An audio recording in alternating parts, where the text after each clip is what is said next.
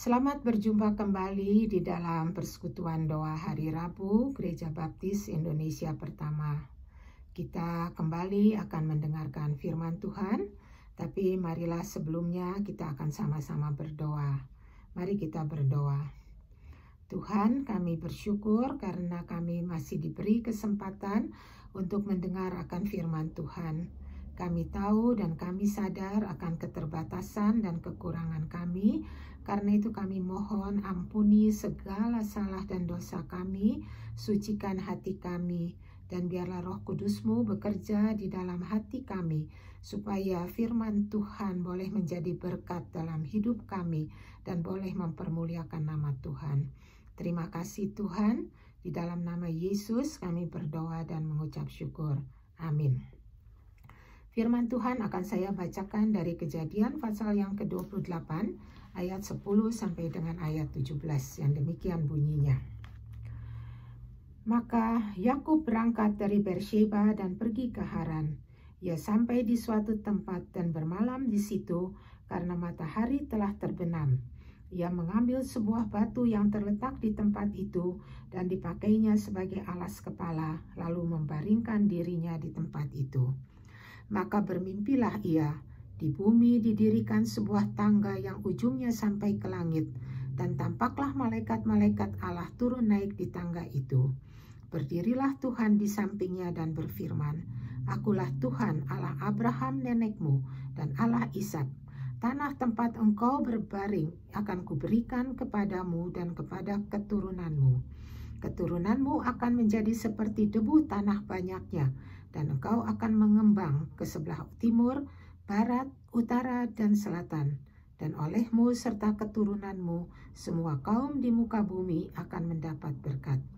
Sesungguhnya aku menyertai engkau, dan aku akan melindungi engkau, dan kemanapun engkau pergi, dan aku akan membawa engkau kembali ke negeri ini, sebab aku tidak akan meninggalkan engkau, melainkan tetap melakukan apa yang kujanjikan kepadamu. Ketika Yakub bangun dari tidurnya, berkatalah ia, Sesungguhnya Tuhan ada di tempat ini, dan aku tidak mengetahuinya. Ia takut dan berkata, Alangkah dahsyatnya tempat ini. Ini tidak lain adalah rumah Allah. Ini adalah pintu gerbang surga. Saudara, kita semua tahu siapa Yakub itu. Yakub itu adalah anak daripada Ishak dan Ribka, dan Yakub itu mempunyai seorang saudara kembar bernama Esau. Yakub ini adalah anak kesayangan ibunya yang selalu dilindungi dan diprioritaskan oleh ibunya. Dalam pembacaan ini kita melihat bahwa Yakub itu sedang menghadapi suatu masalah. Dengan perantaraan ibunya, Yakub telah menipu ayahnya dan juga menipu saudara kembarnya untuk mendapatkan hak kesulungannya. Akibatnya, Esau yang merasa dirinya ditipu menjadi sangat marah dan dia bermaksud untuk membunuh Yakub. Tetapi Esau tidak mau segera melakukannya. Esau mau menunggu sampai ayahnya meninggal dan kemudian dia baru akan membunuh Yakub. Nah, hal ini didengar, diketahui oleh ibunya, dan tentu saja ibunya itu menjadi sangat khawatir. Dan dia lalu ingin bagaimana menyelamatkan Yakub. Dan satu-satunya jalan untuk Yakub bisa selamat ialah Yakub harus lari dan keluar dari rumahnya. Jadi kemudian Ribka mulai mencari alasan bagaimana Yakub itu bisa keluar dari rumahnya. Nah, Ribka ini kemudian mendapatkan alasan bahwa Yakub itu harus mencari seorang istri, dan istri itu harus dari kalangan keluarganya sendiri. Oleh karena itu, Yakub harus pergi ke padang Aram, ke rumah pamannya, dan di sana Yakub harus mencari seorang istri bagi dirinya. Nah, alasan ini kemudian disampaikan oleh Ribka kepada suaminya Ishak, dan dia minta supaya Ishak itu juga memberkati Yakub dan mengizinkan Yakub pergi. Nah, demikianlah kemudian Ishak itu memberkati Yakub dan dia menyuruh Yakub untuk pergi ke padang Aram mencari seorang istri dari kalangan keluarganya sendiri. Nah, Kejadian pasal yang ke-28 mengisahkan perjalanan Yakub dalam rangka melarikan diri dari saudaranya Esau menuju ke Padan Aram. Di dalam Kejadian pasal 32 ayat 10 dikatakan Yakub itu pergi seorang diri, hanya ditemani oleh tongkatnya. Nah, dalam perjalanan ini Yakub itu kemalaman di satu tempat yang bernama Luz. Nah, dia tidak bisa meneruskan perjalanannya, jadi dia tidur di tempat itu dengan memakai batu sebagai bantalnya. Nah, sekarang kita mau melihat dahulu bagaimana kira-kira perasaan Yakub pada malam itu. Kita tidak tahu dengan pasti apa yang menjadi perasaan Yakub pada malam itu. Mungkin dia merasa kesepian, dia merasa jauh dari keluarganya, dari rumah orang tuanya, terutama dari ibunya. Mungkin juga dia merasa takut atau dia merasa khawatir dan gelisah akan keselamatan dirinya karena dia hanya seorang diri. Ya, kita tidak tahu dengan pasti apa yang menjadi perasaan Yakub pada malam itu. Tetapi kita bisa mendapat satu kesan, yaitu bahwa Yakub merasa dirinya seperti terbuang. Karena dia tidak tahu kapan dia bisa kembali lagi ke rumah orang tuanya, apakah dia bisa bertemu lagi dengan orang tuanya. Nah, kesan ini kita bisa dapatkan atau kita bisa baca di dalam ayat 21, di mana Yakub itu mengatakan begini, "Kalau aku kembali ke rumah ayahku dengan selamat, Tuhan akan menjadi Allahku." Nah, dari kata-kata ini, Yakub sadar bahwa kepergiannya itu bukan semata-mata mencari istri lalu pulang lagi dan bertemu orang tuanya. Tapi kepergiannya itu adalah untuk menghindar dari kemarahan Esau yang bermaksud membunuhnya. Dan ini dia tidak tahu sampai kapan dan berapa lama. Dan juga dia tidak tahu apakah dia akan kembali lagi ke rumah orang tuanya dan bertemu dengan orang tuanya. Nah, inilah yang kira-kira menjadi perasaan Yakub pada malam itu. Dia merasa bersalah. Dia merasa seperti orang yang terbuang jauh dari keluarga.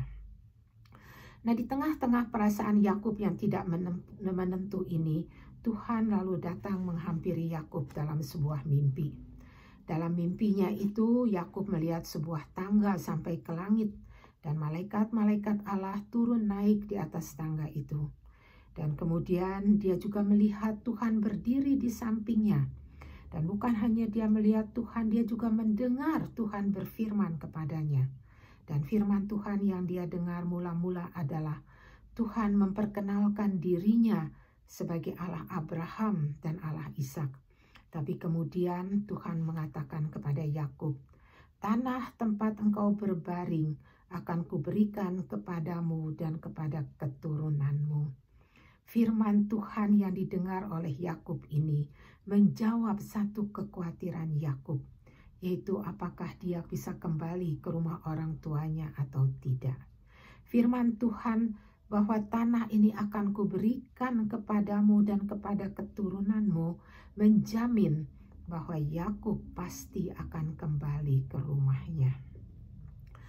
Nah, satu hal yang bisa kita belajar di sini ialah Tuhan tahu isi hati Yakub yang terdalam. Yakub tidak mengemukakan perasaannya, tapi Tuhan tahu. Dan Tuhan menjawab Yakub dengan suatu janji. Nah, kalau Tuhan tahu perasaan Yakub, isi hati Yakub yang terdalam, ini juga menjadi kekuatan buat kita semua. Tuhan juga tahu isi hati kita yang terdalam, yang mungkin tidak bisa kita ungkapkan. Tuhan tahu apa yang ada di dalam hati kita yang terdalam, dan Tuhan akan menjawab sesuai dengan cara Tuhan sendiri.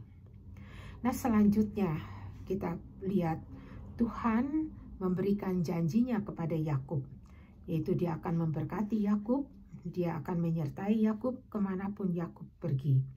Nah, di sini mendengar janji Tuhan ini, Yakub mengalami apa itu yang disebut anugerah. Yakub yang sudah berdosa, menipu ayahnya, menipu kakaknya, masih dipilih Tuhan untuk mendapatkan berkat yang luar biasa. Nah, mengalami kehadiran Tuhan dan mendengar firman-Nya ini, Yakub mula-mula mengakui dia tidak tahu bahwa Tuhan ada di tempat ini. Tapi kemudian dikatakan Yakub itu takut dan Yakub itu berkata, alangkah dahsyatnya tempat ini. Nah, kata-kata ini menunjukkan, mengungkapkan bahwa Yakub ini mengalami sesuatu yang luar biasa. Dia mengalami kebesaran, keagungan, kemuliaan Tuhan yang luar biasa. Dan yang terutama, dia mengalami kasih Tuhan yang masih mau menerima dia, yang masih mau memberkati dia. Yakub mengalami Tuhan itu benar-benar dahsyat dan Tuhan itu luar biasa. Di dalam Mazmur 68 ayat 36 dikatakan, Allah dahsyat dari dalam tempat kudusnya. Ia mengaruniakan kekuatan dan kekuasaan kepada umatnya. Kedahsyatan yang Tuhan yang dialami Yakub ini telah memberikan Yakub kekuatan, telah memberikan Yakub kuasa untuk meneruskan perjalanannya, perjalanan yang penuh dengan tantangan. Dia bisa jalani terus sambil berpegang kepada janji Tuhan sampai janji itu digenapi. Nah, sekarang apa arti firman Tuhan ini buat hidup kita saat ini? Hidup kita adalah satu perjalanan. Mungkin ada di antara kita yang sedang menempuh perjalanan hidup ini dengan tenang, tapi mungkin juga ada yang sedang menempuh perjalanan hidup ini dengan beban yang berat, dan mungkin juga ada yang sedang menjalani hidup ini dengan masalah yang tidak selesai-selesai, atau mungkin juga ada yang sedang menjalani hidup ini dengan perasaan kesepian, khawatir, gelisah, takut, perasaan bersalah, atau apapun juga. Apapun masalah atau perasaan kita dalam perjalanan hidup kita ini, Tuhan tahu, Tuhan ada di situ, dan Tuhan akan memberikan kepada kita kekuatan. Satu contoh di dalam Lukas 24, dua orang murid Yesus dalam perjalanan ke Emmaus. Mereka sedang putus asa dan kecewa, hatinya benar-benar kecewa karena tidak menyaksikan Yesus yang bangkit. Dan dikatakan di tengah-tengah perasaan mereka yang kecewa dan putus asa, Yesus hadir, Yesus berjalan bersama dengan mereka. Jadi saudara, Yesus ada bersama dengan kita dimanapun dan apapun situasi kita, apapun yang menjadi perasaan hati kita, Tuhan ada di situ. Tetapi sama seperti Yakub, sama seperti dua orang murid yang sedang berjalan ke Emmaus, kita seringkali tidak mengetahui bahwa Yesus itu ada di samping kita. Dan karena kita tidak mengetahuinya, kita melihat di sini Yesus terus bertindak. Yesus akan berfirman, dan firman Tuhan itulah yang akan membuka mata kita dan menyadarkan kehadiran Yesus di samping kita. Jadi, Tuhan ada bersama-sama dalam perjalanan ini karena Tuhan mau memberikan firman-Nya, dan karena Tuhan mau memberikan firman-Nya. Tuhan memberikan firman-Nya kepada Yakub dan Yakub merasakan kedahsyatan Tuhan. Tuhan memberikan firman-Nya kepada kedua muridnya dalam perjalanan ke Emmaus dan hati mereka berkobar-kobar.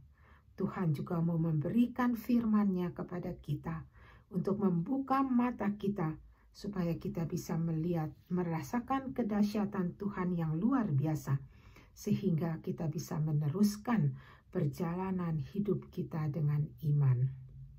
Oleh karena itu, dalam perjalanan hidup ini, apapun masalah keadaan kita, Tuhan ada bersama dengan kita. Kalau kita tidak menyadari dan tidak merasakannya, datanglah selalu kepada firman Tuhan. Baca firman Tuhan, dan kita akan mendapatkan janjinya. Taati apa yang Tuhan katakan.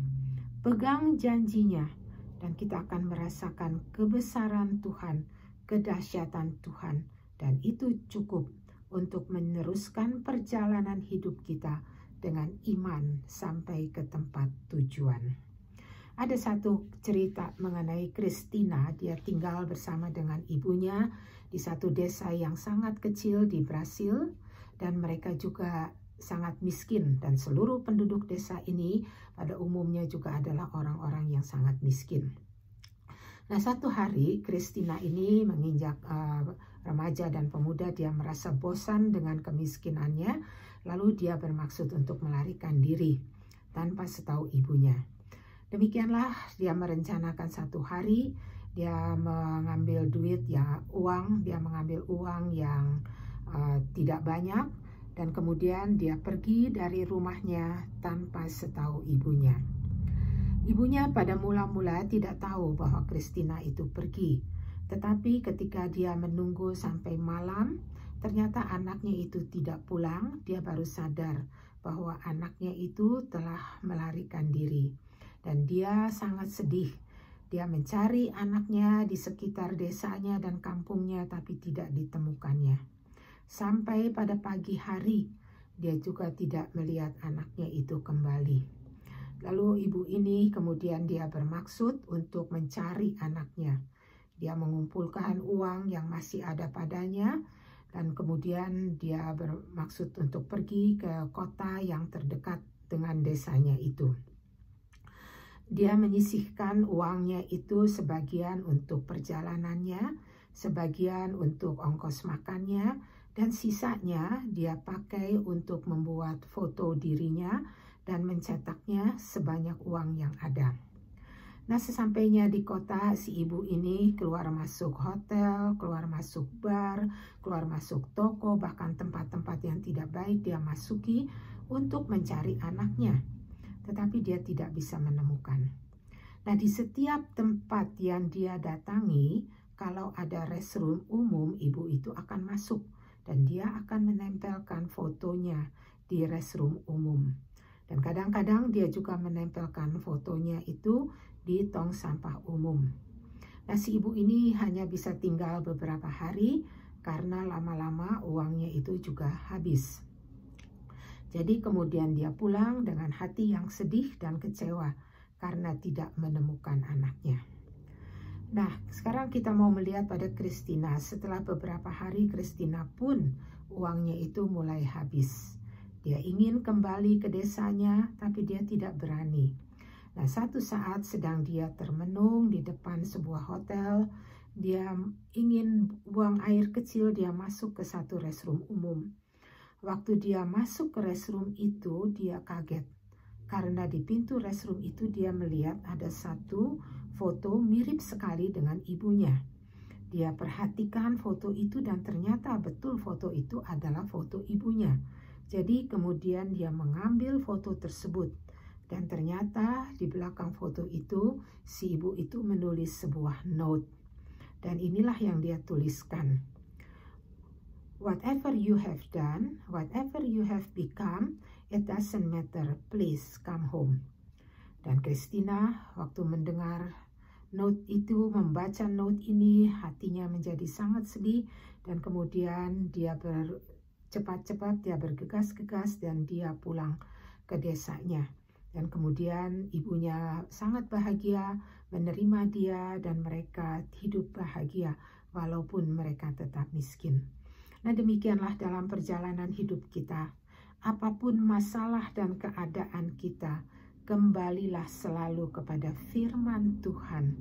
Dengar apa yang Tuhan katakan, taati apa yang Tuhan katakan, pegang janjinya dengan iman. Hanya firman Tuhan dan janjinya yang dapat memberikan kita kekuatan untuk berjalan terus di dalam hidup ini. Amin. Mari kita berdoa.